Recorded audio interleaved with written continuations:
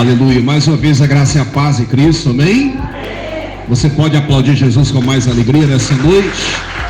Aleluia. Louvado seja o nome do Senhor Jesus. Abra sua Bíblia. Louvado seja o nome do Senhor Jesus. Em 1 Timóteo, capítulo de número 4. 1 Timóteo, capítulo de número 4. E quando o apóstolo Paulo descreve uma carta que ela fora tão importante para aqueles dias, e quanto Paulo vai falar dessa carta e quanto ela é importante para os nossos dias. Eu não sei qual é o nível de percepção dos irmãos com relação a esse texto. Eu não sei qual tem sido a percepção espiritual e a percepção das coisas naturais. Porque diz a palavra que o homem natural, o homem carnal, ele não compreende, ele não tem compreensão das coisas espirituais. Mas o homem espiritual, ele entende das coisas espirituais. A mesma coisa que eu chegar para o engenheiro e pedir para ele, o engenheiro da construção civil, e pedir para ele resolver um problema que apenas o médico pode resolver. Por exemplo, eu vou chegar com uma pessoa que está lá precisando de ser operado, eu vou levar para o engenheiro. O engenheiro, se ele não tem conhecimento, ele não sabe nada que o médico, o cirurgião saiba fazer, o que aquele engenheiro vai fazer? Nada. E nós também, muitas vezes, nós não estamos fazendo nada, porque às vezes a gente acha que não é o nosso dever. Não é aquilo que a gente de repente sabe, mas nós podemos fazer muito mais do que temos feito. Porque, amados irmãos, nós não fomos chamados para não testemunhar o Evangelho. Jesus falou que nós seremos suas verdadeiras testemunhas. Nós somos testemunhas do Evangelho. Se nós não temos o Evangelho pela experiência ocular, a experiência presencial com Jesus quando veio a este mundo, nós temos a experiência de ouvir o Evangelho, de receber o Evangelho por meio da palavra que em nós foi enxertado uma fé que nos deve, ou que deve nos levar adiante. Irmãos, não seja crente porque Deus te deu isso ou te deu aquilo. Não seja esse tipo de crente. Porque crente que passa, que é por causa daquilo que ganhou, daquilo que recebeu, coisa que vai perecer, ele não suporta as lutas, não suporta o tempo. O crente tem que ser enxertado. Eu fico, amados irmãos, antes de iniciar essa mensagem, eu fico pensando em Estevão. E nós aqui, por muito menos, sendo apedrejados, nós por muito menos estamos sujeitos a desviar. Estevão, ele falou: já vejo a glória, não abro mão, não nego, não renuncio o chamado. E nós por muito menos, por uma coisinha desse tamanhozinho, uma tempestade às vezes dentro da colher de sopa, uma colher de chá. E nós precisamos aqui olhar para o que essa palavra nos propõe e a prestar atenção que nós estamos num tempo difícil.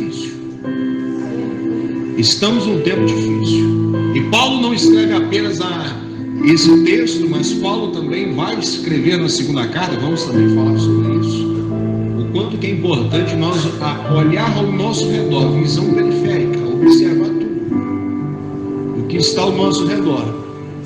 E de tal forma que isso está acontecendo, muitos irmãos, muitas irmãs, em todos os lugares, estão se sentindo com zero à esquerda. É quando ele parece sem função. O apóstolo Paulo diz assim, 1 Timóteo 4, escrevendo a carta a Timóteo, diz assim: mas o Espírito expressamente diz que nos últimos tempos apostatarão alguns da fé. Presta atenção. Ele diz: apostatarão alguns da fé, dando ouvidos a espíritos enganadores e a doutrinas e demônios, pela hipocrisia de homens que falam mentiras, tendo cauterizado a sua própria consciência, proibindo o casamento e ordenando a abstinência dos manjares que Deus criou para os fiéis e para os que conhecem a verdade, a fim de usarem deles como ações de graças. Porque toda criatura de Deus é boa e não há nada que rejeitar, sendo recebido como ações de graças, porque pela palavra de Deus e pela oração é santificada. Pai, no nome de Jesus eu lhe peço graça, lhe peço, Pai querido, a revelação do Senhor mais uma vez. Peço mais uma vez, ó Pai querido, discernimento. Peço mais uma vez, Pai amado, que não tenhamos aqui, Senhor Deus, um coração, ó Deus amado, apressado para o fim deste culto, mas tenhamos, Pai querido, ó Deus amado, nosso coração aberto para receber o que está, ó Deus, proposto na Tua palavra, em o nome santo de Jesus Cristo. Amém, amém. Você pode tomar o seu lugar e dar uma linda salva de palmas para Jesus.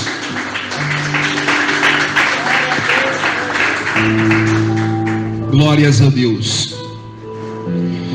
E quando olhamos para esse texto, nos deparamos, a qual quero enfatizar aqui, esse primeiro versículo desse capítulo 4, que ele fala de apostasia. Amados irmãos, apostasia, a primeira coisa que nós precisamos aqui compreender sobre a apostasia é que a apostasia, ela não virá lá do mundo. Apostasia não virá daqueles que já estão lá do lado de fora, que estão perdidos, que estão com suas vidas já enlameadas pelo pecado. A apostasia não virá por meio daqueles que estão por ali, com as suas vidas já entregues ao pecado, entregues às suas vaidades, à concupiscência, a todas as piores maneiras, as piores formas ora mencionadas ao longo das Escrituras, daquilo que Deus rejeita. Apostasia não virá por aqueles. Então essa é a primeira coisa que nós precisamos aqui ter uma compreensão de onde vai vir a apostasia. Ela vai vir da besta, ela vai vir do anticristo. A apostasia vai vir de onde? Pastor, de onde virá a apostasia? Aqui o apóstolo Paulo, quando escreve esta carta, ele está falando exatamente que a apostasia vai sair do nosso meio. Ela vai sair do meio dos crentes, ela vai sair do meio da igreja, da estrutura daqueles que seguem a Cristo. Mas, pastor, mas como isso é possível? É possível. A gente somente olhar para a mesa de Jesus, vamos encontrar na mesa de Jesus 12 homens que Jesus escolheu para serem seus discípulos. E da mesa de Jesus nós encontramos um homem chamado Judas Iscariotes. E esse homem, ele vivia uma vida dupla, uma identidade. Ele tinha um relacionamento com Jesus, mas ele também se relacionava com o mundo a ponto de se vender. Ele se relacionava com o mundo a ponto, amados irmãos, dele trair a sua fé. E exatamente sobre o aspecto, amados irmãos, de que a apostasia ela vai sair de dentro da estrutura daqueles, do grupo daqueles que pregam o Evangelho, daqueles que cantam, daqueles que anunciam, daqueles que curam, daqueles que falam. E daí, pastor, mas como é que a gente vai observar isso? E como eu iniciei aqui, é muito importante a gente ter, amados irmãos, a nossa vida guardada no Senhor, não por aquilo que nós ganhamos. Hoje eu sou crente porque Jesus me curou da enfermidade. Não seja crente porque Jesus te curou da enfermidade. Eu sou crente porque Jesus restaurou o meu casamento. Não seja crente porque Jesus restaurou o seu casamento. Até porque diz a palavra que lá não terá casamento, não se dará em casamento. Casamento é para a terra. E eu não creio em Jesus apenas para a terra, porque a minha crença no Senhor Jesus é um relacionamento para a eternidade, não é para a terra. A terra vai olhar para mim, vai me ver uma pessoa, um homem cidadão diferente, com pensamento, com uma atitude diferente, mas não é para esse mundo. Você pode dizer para o seu irmão aí, você é um ET, então? Hein? Você é um ET, que você não é para a terra, você é um extraterrestre. Pastor, mas aquele... Não é aquela figura, aquele mito, aquela alegoria, aquele bichinho feio. Além dessa estrutura que nós somos, nós seremos transformados pela palavra do Senhor. Será no abrir e fechar de olhos, amados irmãos, que tudo isso será transformado. Mas antes de tudo isso ser transformado, antes de tudo isso, amados irmãos, passar por uma mudança muito grande, sofreremos com os episódios. E um dos grandes episódios da nossa história chama-se apostasia. Apostasia, amados irmãos, ela começa a acontecer no ciclo dos cristãos que não forjam a sua fé de uma maneira, amados irmãos, a suportar o tapa, a suportar o açoite, a suportar a espada, a suportar as lutas, as divergências, as intempéries do tempo. E quando nós forjamos a nossa fé baseada em conquistas materiais e terrenas, a nossa fé, amados irmãos, ela perece. Porque essas coisas, elas são destruíveis. Elas vão perecer. Elas vão perecer. Jesus veio por cima das águas e Pedro falou: se é o Senhor que está aí, até se assusta, meu Pedro, se é o Senhor que está aí, manda eu ir ter contigo por cima das águas. Jesus fala: Pedro, então venha. Se é eu, se é você, de repente ali, nós ia ficar com mais medo ainda. Já falou que é preciso, que ele é que está ali. Eu não preciso ter medo. Agora nós vamos mandar ir por cima da água. Irmão, alguém que deve ter pavor de entrar na água, não vai por cima do mar, por cima de alguma coisa. Ele fala: então venha. Só que nós estamos cercados, amados irmãos, de circunstâncias que tendem a nos tirar. Presta atenção. Só que nós estamos cercados de circunstâncias que podem nos tirar de quando o Senhor, nós estamos olhando para Jesus, tem sempre alguma coisa para nos tirar. Presta atenção. Jesus falou com Pedro assim: então venha. Enquanto Pedro está caminhando para ir ter um encontro com Jesus, o que acontece com ele? Ele começa a se afundar. Enquanto ele está afundando, alguma coisa começa a mudar na vida dele, porque ele perde o foco de olhar para Jesus e vai pedir socorro. Ele deixa de ter uma atenção de fé em Jesus e começa a pedir socorro. Irmãos, e por um triz, na morte de Jesus, por um triz, irmão José, irmãos presentes aqui nessa noite, por um triz na morte de Jesus, Pedro não se apostatou também. Ele chegou a dizer: não sou eu, não conheço, não sei quem é. Chegou a dizer. Mas quando nós olhamos para esse texto de Paulo, a carta de Paulo falando sobre alguns, presta atenção. Quando você olha para a sociedade, você não vai ver muitas pessoas que se apostatam da fé e elas vão se tornar contrárias à fé que antes elas faziam parte. Apostatar da fé agora é se opor àquela fé, àquela crença. Elas vão agora começar a pregar tudo contrário. Elas vão começar a dizer agora tudo contrário. Elas vão agora influenciar. O que está dizendo aqui que alguns, e o grande problema de que precede a volta de Jesus é que esse número está se multiplicando, esse número está crescendo. O sujeito está dentro da igreja hoje, ele cantou e de repente ele diz proposta para todo mundo: a partir de hoje eu não canto mais na igreja, eu não canto mais para Jesus. Eu preguei até hoje, eu curei até hoje, a partir de hoje eu não curo mais ninguém, eu não prego para mais ninguém, eu não aconselho para mais, não dou conselho para mais ninguém. E a partir daquele momento ele começa a ser, amados irmãos, uma baita pedra de empecilho no evangelho.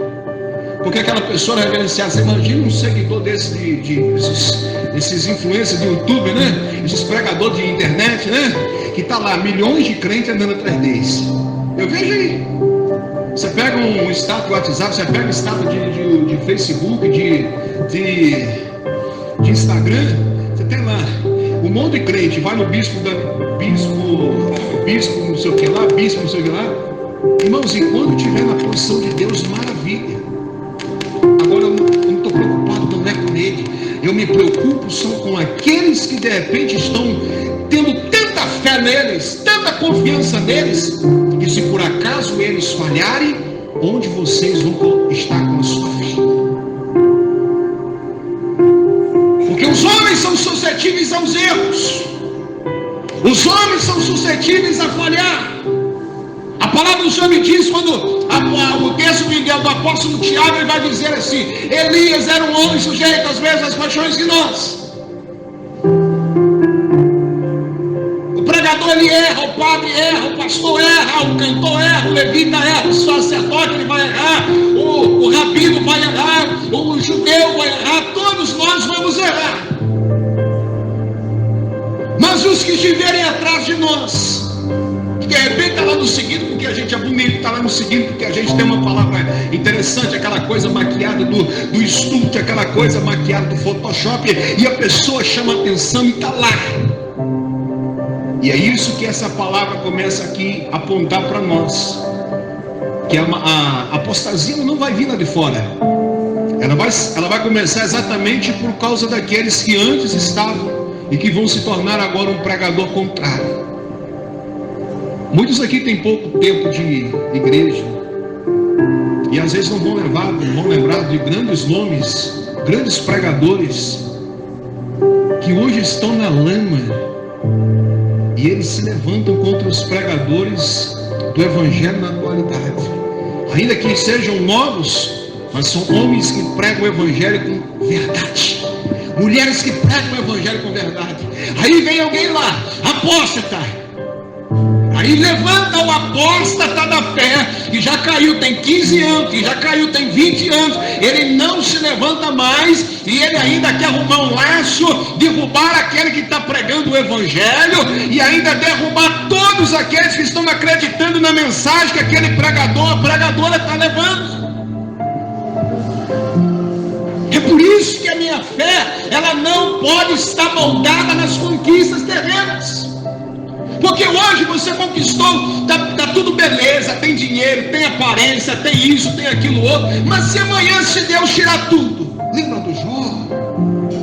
Ah, meus irmãos, o vento vem, sapega para cá, depois Deus não, você é fiel, você é justo, você é íntegro, você é um homem reto, eu vou te abençoar. Mas não é o caso da maioria. Você anda por esta cidade e você começa a observar quantas pessoas que desviaram porque não tiveram estrutura, porque não edificaram, não construíram uma fé de uma maneira, amados irmãos, para suportar. Elas não se tornaram apóstatas. Elas até dizem assim: eu fui da igreja, eu fui presbítero, eu fui isso, eu fui aquilo, tenho tanta vontade de voltar, mas não tenho força. Mas outros que se levantaram, outros resolveram agora se entregar à mentira, ao velho homem, ao seu passado, e ela agora se torna um baita impedimento, um baita empecilho. E você vai pregar para alguém assim, não? Você vai pregar para alguém assim, se você não vigiar aquela pessoa que virou uma aposta, ela te ganha e coloca você lá no mundo. A pessoa que não serve mais o Senhor, que não busca mais a Deus, o negócio dela agora é com as ações espirituais das trevas, da maldade, e ela te coloca lá fora. É muito importante que a apostasia, é muito interessante que quando a gente fala da apostasia, ela, além de ser revelada por aqueles que às vezes estão dentro da estrutura da igreja, que quando erram, que quando caem, eles não se levantam e agora começam a se opor à igreja. Vamos observar. Lá na igreja é muito bom. Como é que você constitui uma família dentro da igreja? Você se prepara, você namora. Isso é uma cultura da igreja. Você vai namorar, vai noivar, você vai casar, você vai ter a sua estrutura de família. Aí vem a estrutura dos apóstolos. Para quê? Para que isso? Para que isso? A gente pode viver juntos, né? A gente pode viver juntos, não tem nenhum problema. Aí o apóstolo já não conta mais, não precisa mais achar que precisa acertar os seus passos, como recomenda o apóstolo Paulo na primeira carta aos Coríntios, aí também Romanos, se não me engano, capítulo número 7, também vai dizer da mesma, tratando desse assunto, de acertar a sua vida. O apóstolo vai dizer assim: tanto quanto eu não preciso casar, quanto eu posso ter uma, eu posso ter duas. Ele vai olhar para as brechas. Ele vai olhar para as brechas da sua vida, para as necessidades da sua vida, para a carne, para olhar para a terra, e vai procurar de alguma forma satisfazer. E os apóstolos estão angariando. Me lembro daquele músico famoso, Mr. Catra, que já faleceu. Me lembro quantas vezes aquele homem na televisão, em algum programa, ele dizia o seguinte: eu sirvo Deus, o Deus de Abraão. Ele tinha uma voz imponente, grossa, forte, grave. Mas como você serve o Deus de Abraão? Você bebe, você fuma, você faz isso, faz aquilo. Não, e dizia que tinha 7 mulheres. Para cada dia da semana, era igual um dia, né? Não precisa nem colocar nome nelas. Essa aqui chama segunda-feira, essa daqui é o domingo, essa daqui é a terça, essa daqui é a quarta. E isso vai espalhando na sociedade. Um conhecedor do Evangelho, um dos grandes exílios pregadores que entrou dentro de toda a estrutura, teve por muitos anos dentro de toda a estrutura Grupo Globo, TV Globo, um cara que tem um crânio inteligentíssimo. O sujeito saiu do meio das grandes lideranças, caiu. Não vou nem dar nome dele para você não procurar nada dele. Não vou nem dar nome para você, não procurar nada dele. Mas ele tem uma inteligência. E o diabo hoje usa essas mentes inteligentes para poder derrubar os homens e as mulheres de Deus. Aposta! Começam a pregar, você vai na internet, você vai ver pessoas que são infiéis em tudo. Você vai lá quando a segunda carta de Paulo a Timóteo, a segunda carta no capítulo de número 3, olha o que ele fala aqui. Se eu começo o capítulo 4, versículo 1, falando de algo dos últimos tempos, se eu começo entendendo que haverá apostasia nos últimos tempos, no capítulo de número 3, da segunda carta, Paulo ainda vai dizer: sabe-se, porém, isto, que nos últimos dias sobrevirão tempos trabalhosos. Ou seja, quando a gente fala de tempos trabalhosos, irmão, nós estamos falando que nós iremos nos cansar muito, vamos ficar estressados, nós vamos ficar muito agitados, vamos ficar muito nervosos, porque nós não estamos dando conta. Ou seja, é como você tentar arrumar a sua casa morando no meio do deserto do Saara, onde tem poeira pura. Você acaba de passar o pano, limpar, de repente quando você olha para trás, o vento trouxe areia de novo, trouxe poeira, e você não dá conta, aquilo vai te desgastando. Você dá um conselho para uma pessoa hoje, e aquela pessoa te usa o seu tempo, usa o seu dia, usa a sua prece, usa a sua oração, que poderia estar sendo canalizada para alguma coisa importante, e aquela pessoa não reverencia, não respeita nada do que você faz por ela. Tempos trabalhosos, fora que nós iremos nos cansar muito, e vamos nos cansar muitas vezes por aquilo que não devia. Vamos nos cansar, vamos nos entregar muitas vezes, procurar solucionar, trazer paz para uma coisa que não haverá paz. Tempo de muito trabalho. É como alguém que constrói a sua casa em região onde há muito terremoto, onde há vulcões, onde passa umas tempestades de 200, 300 quilômetros por hora. Toda hora ela tem que estar reconstruindo, toda hora ela tem que estar levantando aquilo de novo. Tempos de muito trabalho. Mas que trabalho é esse, pastor? Olha aqui que Paulo vai dizer para esses irmãos aqui. Ao escrever a carta para Timóteo, Paulo vai dizer assim: porque haverá homens amantes de si mesmo. Olha, eu tenho elencado aqui, eu fui separando aqui 20, são 20 observações acerca desses tempos trabalhosos. E em todo lugar você vai encontrar dentro da igreja, no trabalho, na escola, andando pela rua, na sua vizinhança, na sua família. Haverá homens amantes de si mesmo. E uma grande coisa que, apesar do segundo mandamento importante da Escritura dizer que nós deveremos amar o nosso próximo como amamos a nós mesmos, esse amor descrito na primeira recomendação de Paulo para Timóteo é que esses amantes de si mesmo não pensam em mais ninguém.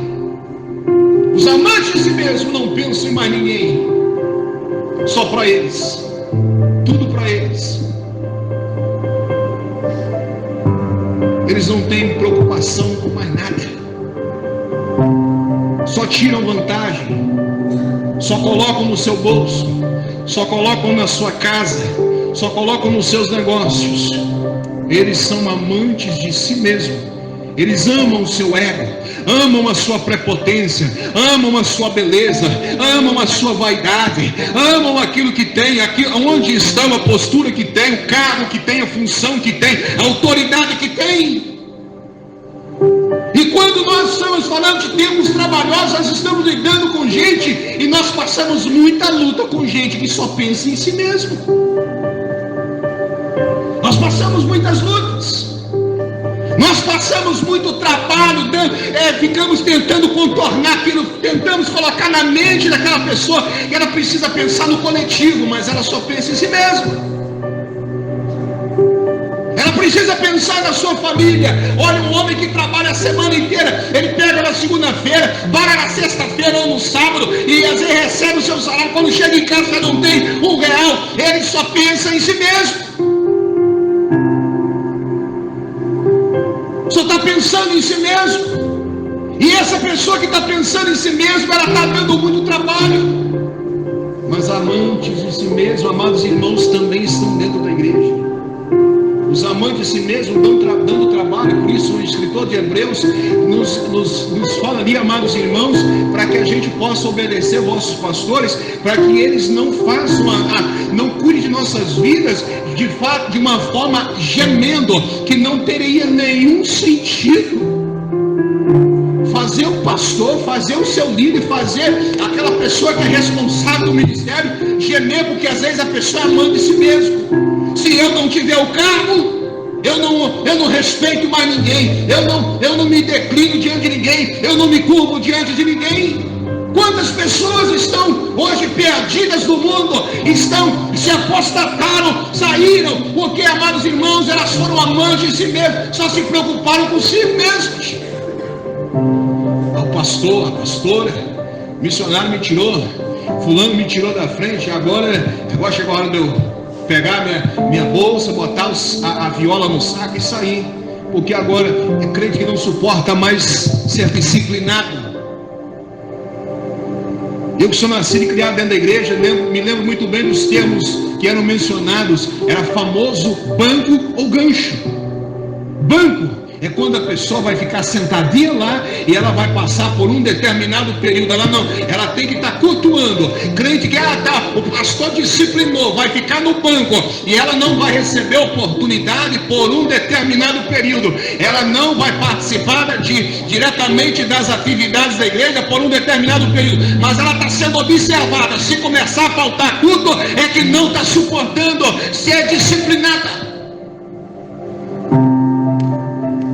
Esses crentes que são amantes de si mesmos não conseguem, amados irmãos, entender. E aí é por isso que nós estamos vendo Deus permitindo punição severa. Não aceita a punição do sacerdote, não aceita a punição da liderança. Às vezes não é nem uma punição, às vezes uma forma de disciplinar para evitar problemas. E nós estamos vendo, amados irmãos, que esses amantes de si mesmos dentro das estruturas vão gerando um mau comportamento, e quando cai lá no mundo, elas se tornam os verdadeiros opositores da igreja. Elas se tornam pessoas que vão levantar bandeiras, lá na igreja, quando eu estava lá não ama ninguém não, lá eles jogam as pessoas para fora. Não, irmãos, dentro da igreja se prega contrário às práticas erradas. A igreja não abarca as práticas erradas, e o céu não vai abarcar também. Lucas capítulo de número 13 vai dizer lá: louvado seja o nome do Senhor, porfiai por entrar pela porta estreita.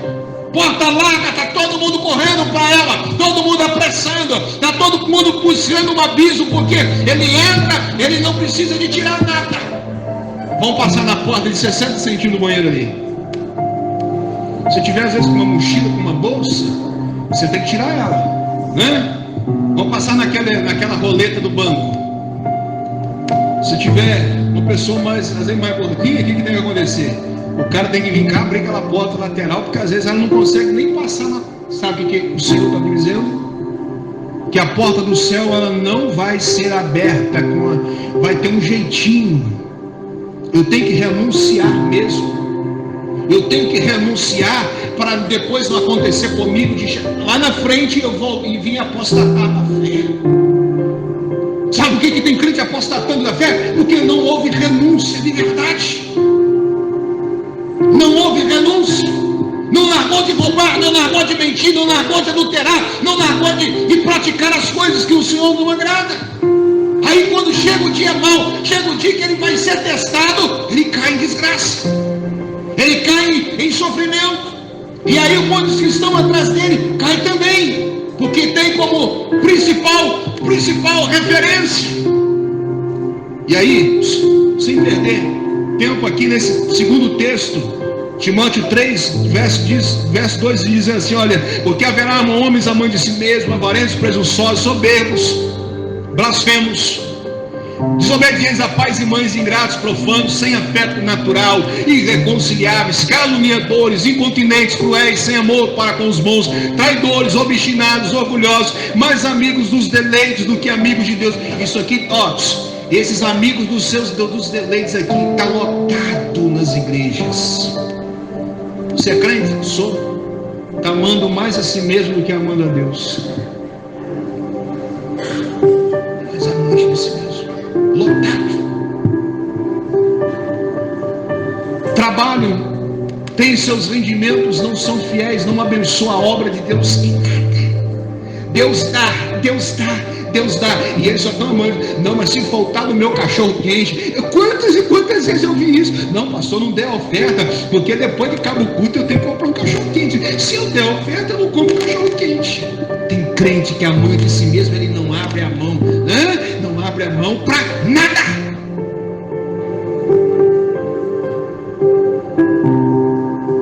Sai do culto, aí você vai encontrar quantas e quantas vezes o irmão, a gente até um escorpião no bolso assim, saía do culto e passava por vários lugares, e a gente ia observar, não dava R$1 de oferta. Chegava na pracinha do São Cristóvão, tinha aquele, isso lá há bem tempo, né? Hoje em dia não acontece mais não, os crentes de hoje são crentes mesmo, né? Aí não dava uma oferta de R$1, ele guardava R$1 no dia, guardava no outro, o pai, a mãe, alguém dava, alguém fazia, alguém guardava, estava ali. Chegava na pracinha e comprava um hambúrguer de R$2. Tem hambúrguer de R$2 hoje? Não tem, né? Então não existe isso mais. Não existe isso mais. Amante de si mesmo. Hoje a gente não faz nem evangelismo mais.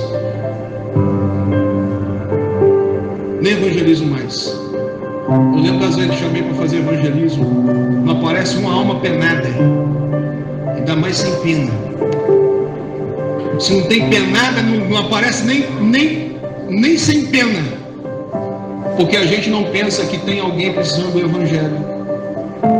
Não, pastor, no dia domingo eu tenho que dormir até mais tarde, porque você é amante de si mesmo. Você é amante de si mesmo.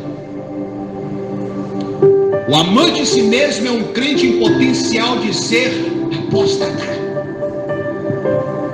O crente que ele não consegue dobrar o seu joelho, fala, vão na oração, vão na consagração, porque você precisa colocar a sua vida no altar do Senhor, se preparar para o dia mau, se preparar para as lutas do seu dia a dia. Primeiro dia da semana, eu fico pensando, as duas mulheres chegando lá no túmulo de Jesus, de manhã cedo. As mulheres de hoje fazem a diferença, mas as mulheres da igreja precisam fazer a diferença. As mulheres ao longo da história da igreja, elas fizeram muita diferença, e muitas delas foram ocultadas da história.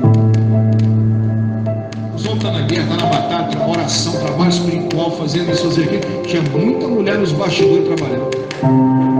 Muita mulher que não foram nem lembradas.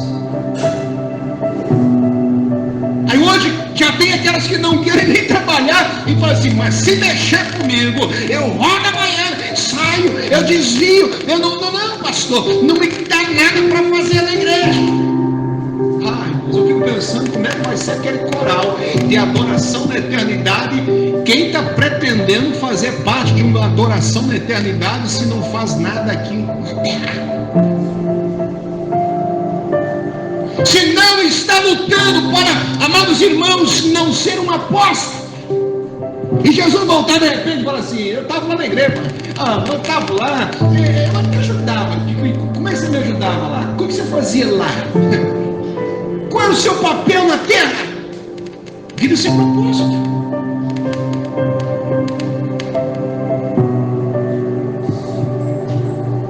Eu preguei aqui há poucos dias.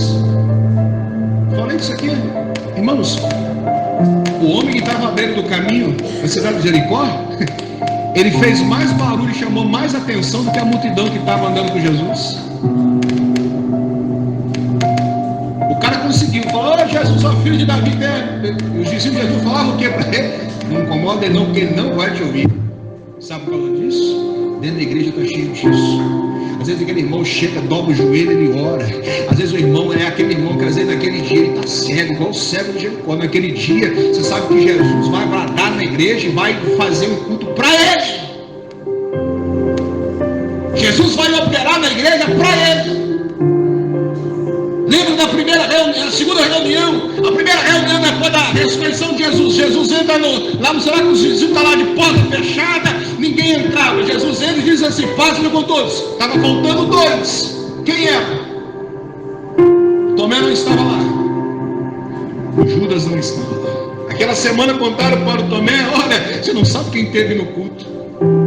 A gente estava lá cheio de temores, né, de medo, temores de medo mesmo. E de repente Jesus entra.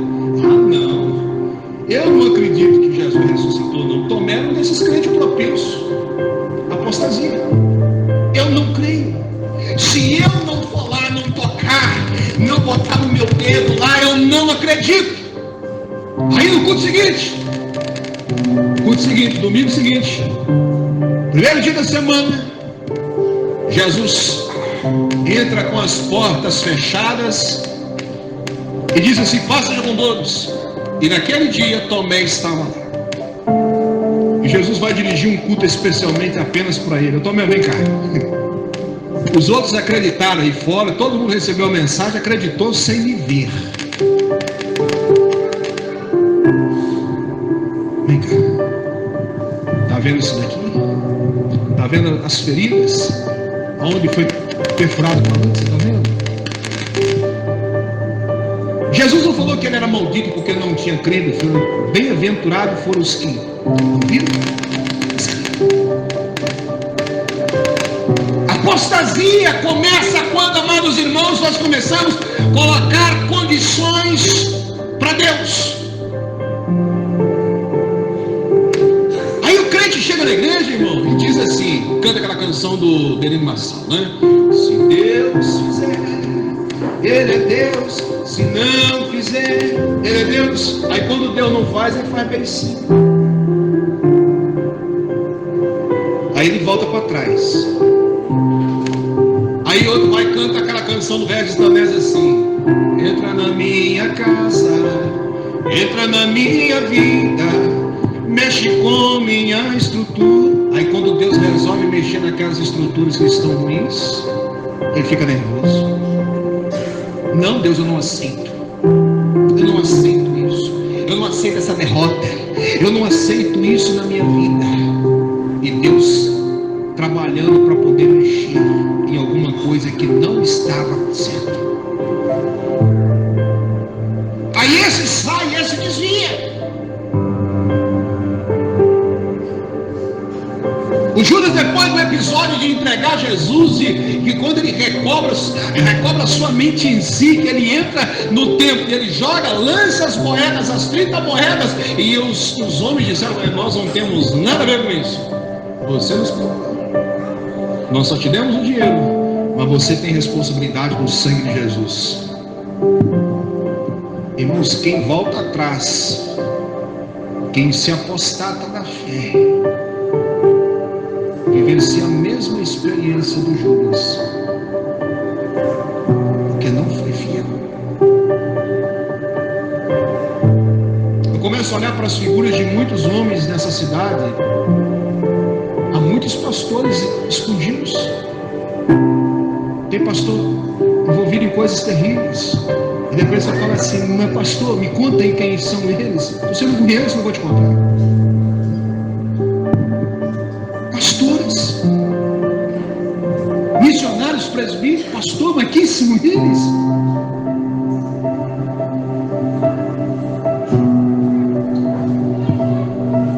Deixaram o altar do Senhor, deixaram de pregar a verdade para poder se enquadrar num contexto de vida, num padrão, onde, amados irmãos, eles começaram a dar lugar ao seu coração, à sua vontade.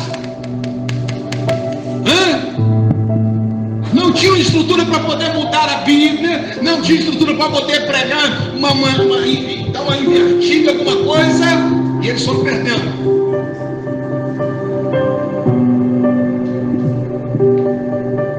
Vamos, aliás, colocar a nossa fé no Senhor para a gente não vivenciar apostasia. Apostasia é algo grave para nós. Eu me lembro há muitos anos atrás, ainda na época do Orkut, o cara era pastor, conhecido, ia na casa dele. O cara começou com aquele negócio: acha ruim com um, acha ruim com o outro, né? Dentro da igreja. Começa a cutucar um, começa a cutucar outro. E de repente um dia eu abro o Orkut e vejo uma postagem assim: esse aqui, esse é meu Deus. Rapaz, aquilo foi para mim assim: abriu a sua geladeira, tirou a foto e postou: esse é meu Deus. A geladeira repleta de cerveja, de cigarro.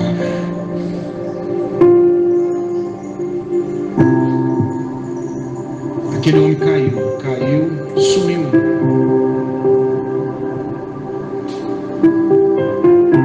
Porque a gente está brincando. E se a gente começa a não receber do Senhor, imagina se o corvo não fosse levar um dia de comida para Elias. O que aconteceu com ele? Não, o Senhor bota seca no mundo porque o Senhor cuidou de uma palavra que eu dei, que eu digo que eu estava nervoso. Imagina Elias nervoso com Deus. O Senhor deixa eu com fome um dia.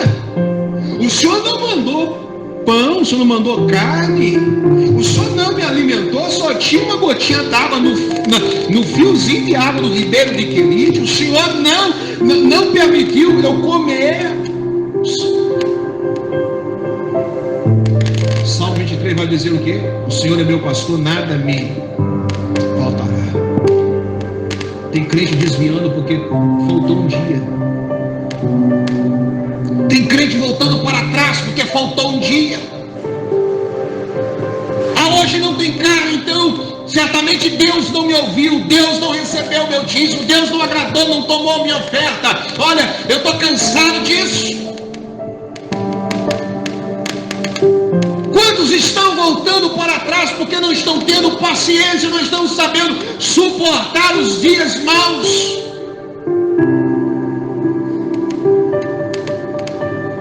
E Paulo, quando escreve, amados irmãos, ele fala exatamente preparando para que Timóteo e tantos outros, quando recebessem essas recomendações, não fizessem o mesmo.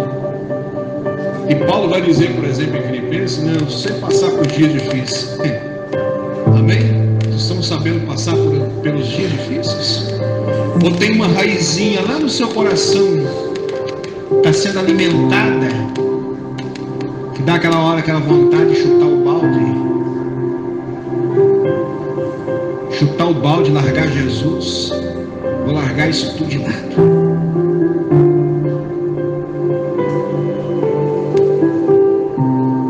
Não é só Leopoldina, não é só na nossa região, é pelo mundo afora. Estão espalhados homens e mulheres que estão deixando. E aí você olha para que a observação dos atos desses tempos trabalhosos é que, presta atenção, é que a apostasia ela vai ganhando força. Presta atenção. Vocês têm que prestar atenção nessa mensagem. A apostasia ela vai ganhando força por meio de satanismo, espiritismo, ocultismo e outras muitas práticas por meio daqueles que saíram de dentro da igreja.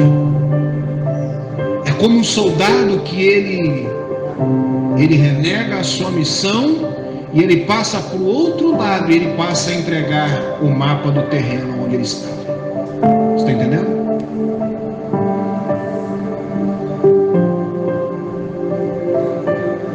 Dentro da igreja. Irmãos, eu oro muito a Deus, eu peço a Deus, Deus não me deixe enganado com crente que não é forjado, não é colocado a sua fé no chão, seu rosto no pó. Crente mentiroso, crente que está com segundas intenções. Eu falo com Deus, Deus limpa, pega, tira. Porque eu não posso tirar. Eu não posso chegar e falar assim, não, irmão, você não é bem-vindo mais aqui na igreja. Ô, irmão, você não é mais bem-vindo aqui. Eu falo, Senhor, o Senhor cuida, porque a palavra do Senhor diz que o Senhor é o dono do tempo da colheita. O Senhor é o dono da seara. E quando a gente olha para a Bíblia, é uma fruta podre no meio de uma cesta que as outras todas boas. O que acontece? O fogo que é gerado na fruta podre, ele vai atingir as outras boas e vai estragá-las em pouco tempo. Então você tem que orar, Deus, então faça a obra do Senhor, faça a colheita, cuide da sua seara, cuide da sua obra. Porque, amados irmãos, para você tirar uma pessoa lá do mundo, do vício das drogas, da prostituição, da idolatria e de mais qualquer outra coisa, olha, você corta um dobrado. Você passa muito aperto. Você tem que orar, você tem que jejuar, você tem que fazer isso, fazer aquilo. Mas quando existe apostasia já nascendo no coração de alguém, dentro da estrutura da igreja, aquela pessoa já começa a atrapalhar a outra. E ela sai. E se a outra até muito amiga dela ou muito amigo dele, aquela pessoa faz assim, vão lá, abraça e leva. Porque aquela outra também não estava no Senhor. Então é muito importante a gente olhar para que a apostasia que tem acontecido. Você pega das grandes igrejas tradicionais, quantas e quantas pessoas, quantos presbíteros, homens de Deus hoje aí. Vamos passar na porta dos bares aí, vamos fazer um evangelismo. Vamos levar um folhetinho pela manhã. Você já encontra de manhã cedo, 7 horas, 7, 8 horas da manhã, você já encontra um monte de ex-crente bêbado. A roupa está igual um trapo de linguiça.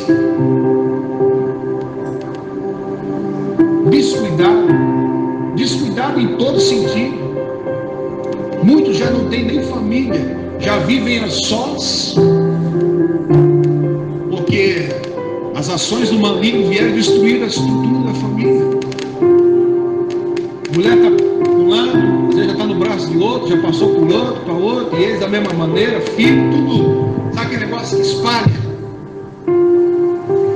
Então, vamos atentar para que a apostasia ela não seja parte da nossa vida. E para fechar, É muito importante que o cristão tenha uma relação hoje, tem que ter uma relação real com Deus. Quando a gente olha para dentro da Bíblia, a Bíblia nos fala de tantos homens, de tantas mulheres, pessoas que tiveram um relacionamento de falar com Deus. E a gente muitas vezes tem um relacionamento de falar com Deus por meio dos outros. E quando a gente tem um relacionamento de nós nos relacionarmos com Deus, o véu do tempo foi rasgado. Imagina, rasgou, abriu. Deus te deu permissão para isso. Deus te deu liberdade para isso. E a gente sabe que Deus ele trabalha nas nossas necessidades, nas coisas básicas. Deus trabalha. E o de Mateus, Jesus vai falar ali. Vocês estão vendo o livro dos vales? As aves. Elas não precisam de muito. Mas eu estou dando básico para elas viverem bem adornadas todos os dias. Então o básico da minha vida, o básico para a sua vida, eu e você precisamos confiar no Senhor. E o zelo, o cuidado de Deus, ele vai vir na minha, na sua casa, se eu e você formos muito mais dependentes de ter um relacionamento com Deus real. Não é, Senhor, eu preciso que o Senhor faça uma obra extraordinária na minha vida. De repente, uma coisa que não é o mais essencial, não é o importante. O importante é que Deus me dê uma fé para poder isso acontecer. Eu não quero que Deus coloque alguma coisa na minha vida de mão beijada. Eu quero que alguma coisa aconteça por meio da fé. E se a fé não for suficiente, eu continuo crendo no Senhor. Que tem muitas coisas nas nossas vidas que Deus não vai nos dar. E às vezes não é nem porque nos falta fé, é porque não é útil para nós, não será importante para nós. Deus vai nos dar outros meios para dirigir a nossa vida, de sermos felizes, de sermos abençoados, não da maneira daqui ou por aquilo que nós queremos. Então fortaleça a sua fé. Ter relacionamento real com Deus, saber quando Deus te disse não, quando Deus falou que isso, que não, aquilo ali sim, isso pode, isso não pode, quando Deus fala vai, quando Deus fala vem, quando Deus fala para, quando Deus fala suba, desça, quando Deus te chama pela madrugada, chama pelo dia em qualquer lugar, ou seja, você não é uma pessoa desobediente. O relacionamento com Deus implica a gente mudar a nossa conduta, a nossa maneira de ser. Você está andando pela estrada, às vezes você está lá no volante, de repente Deus fala contigo, para e olhe por alguém. Para e olhe por alguém. E de repente você fala assim, quando eu cheguei em casa, outro dia eu vou orar, eu vou pedir para o irmão fulano orar, e Deus está falando contigo. Se Deus tivesse falando para você falar para alguém, Deus mandava para alguém. Aquela outra, Deus está falando contigo. E aí o crente começa a se apostatar porque está faltando relacionamento dele, às vezes com Deus. Senhor, eu preguei, eu curei, apartai-vos de mim. Senhor, eu cantei. Senhor, eu fui no culto de domingo na igreja, eu estava lá, mas não foi fiel, não continuou, não perseverou. A palavra do Senhor nos diz: ser fiel até a morte e dar-te-ei a coroa da vida. Ser fiel até o fim. Não falou ser pela metade dos nossos dias, não falou para nós sermos fiéis em algumas coisas, ele falou ser fiel até o fim. Isso implica ser fiel o tempo todo, não parte desse tempo. Aí vão dizer: Senhor, mas eu dei carona para o irmão, eu dei carona para a irmã, Senhor, eu busquei aquela pessoa que mora longe da igreja. Ou seja, às vezes você buscou aquela pessoa longe da igreja, aquela pessoa conseguiu ser fiel ao Senhor, mas você não conseguiu ser fiel ao Senhor. Então, para a gente trabalhar, entender que a resistência, a apostasia na nossa vida, ela precisa passar, amados irmãos, por uma intimidade, uma coisa real. O que aconteceu com Estevão deve ser modelo para nós. Podem os acusadores fazer o que quiser conosco, podem se levantar, eu creio no Senhor. O que aconteceu com Jó, eu continuo crendo no Senhor. Ainda que vocês possam tentar me acusar de algum pecado, de alguma falta, eu continuo crendo no Senhor. O que aconteceu com Daniel, com Sadraque, Mesaque e Abednego? Podem tentar nos acusar, podem se levantar. Nós não servimos a Deus em aparência, nós servimos a Deus em oração, em consagração, em sinceridade. E esse Deus da sinceridade, ele se manifesta. E aí não tem espaço para apostasia. Não tem espaço para a gente voltar e começar a falar, não, que pastor não vale nada, aquela irmã não vale nada, aquele fulano lá é isso, aquele fulano é aquilo outro. E de repente você entra na onda daqueles que vão propagando falas acerca de alguém, da vida de alguém, e você começa a tomar partido. Amados irmãos, eu quero dizer para a igreja nessa noite, para os servos e servas do Senhor, não, cuidado para nós não sermos chamados diante do juízo de Deus acerca da vida alheia. Diz a palavra que os pastores terão que dar conta das suas ovelhas. E tem gente que não consegue cuidar às vezes da sua vida, quer tomar conta da vida do outro. E aí o que acontece quando ele não consegue tomar conta de sua vida e quer tomar conta da vida do outro? Ele não tem capacidade, não tem estrutura para comentar, para poder aconselhar, não tem estrutura para poder discernir o que precisa ser feito na vida alheia. E é por isso que as recomendações para aqueles que somos chamados para ensinar são árduas, são duras, são pesadas, que vão ser muito cobrados por aquilo que ensinar. E por aqueles que se apostatam da fé. Ensinou uma coisa e hoje está ensinando outra. Desensinando, né? Revogando tudo aquilo. Revogando. Mas eu e você, nós temos a oportunidade de ouvir essa palavra aqui hoje. Eu e você temos a oportunidade de alinhavar o nosso coração hoje. E ainda que estejamos vivenciando um tempo difícil, estranho para nós, nós precisamos buscar um avivamento de Deus para as nossas vidas. Você não vem me encher. Porque onde tem a presença do Senhor não vai ter espaço para apostasia. Aonde tem espaço, onde tem avivamento, onde tem despertamento, não vai ter lugar para apostasia. Eu não vou voltar para trás. Amados irmãos, ninguém, ainda que alguém tenha tentado ou cogitado diante do mar, irmãos e irmãs, falado assim, olha, porventura não tínhamos comidas, não tínhamos sepulcros na terra do Egito, e deixa nos colocar aqui, Moisés. E Deus falou, cale a boca, porque hoje eu vou estar dando um grande livramento. Feche a matraca de vocês, vocês estão reclamando. E é tempo da gente parar de reclamar e passar a confiar mais no Senhor. É tempo da gente parar de murmurar. Ah, hoje, irmão, você tem chinelo, você não tem, vem para a igreja. Ah, não, pastor, eu não tinha um chinelo, não tinha um sapato para vir. Vem descalço.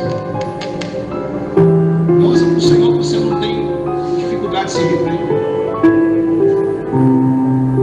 Pastor, não tinha uma blusa de frio para vir na igreja, né? Mas se for amanhã cedo para sair para o trabalho, você não tiver uma blusa de frio, você é obrigado a ir no frio, Senhor. Mostra para Deus que você tem coragem de seguir a Ele, independente do que tem ou não tem. Irmãos, a gente está vivenciando um tempo que nós somos homens e mulheres que nós não estamos com tamanha coragem. Nós não estamos demonstrando tamanha coragem. Nós estamos com muita coragem para poder regaçar a manga do nosso braço e cair no braço com alguém, brigar com alguém. Se é para poder falar, a nossa língua quase, né, sai para fora da boca de tanto falar. E até escuma do lado da boca, a gente fica fraco, nervoso. Mas está faltando isso para poder buscar um avivamento da parte de Deus para as nossas vidas. Eu convido você a colocar sobre os seus pés. Em nome de Jesus. Coloque a mão à altura do teu coração. E você vai pedir ao Senhor, meu Pai, essa palavra veio ao encontro da minha vida. E quanto que eu preciso me guardar, me livrar dessas armadilhas que muitas vezes tentam acontecer na minha vida, na minha história. Conheço pessoas, mas pede a Deus, Senhor, me guarde. Guarde com o sangue do Cordeiro, com o manto da tua justiça, da tua palavra. Aleluia, bendito é o nome do Senhor. Começa a dirigir a tua oração nesse momento. Em nome de Jesus.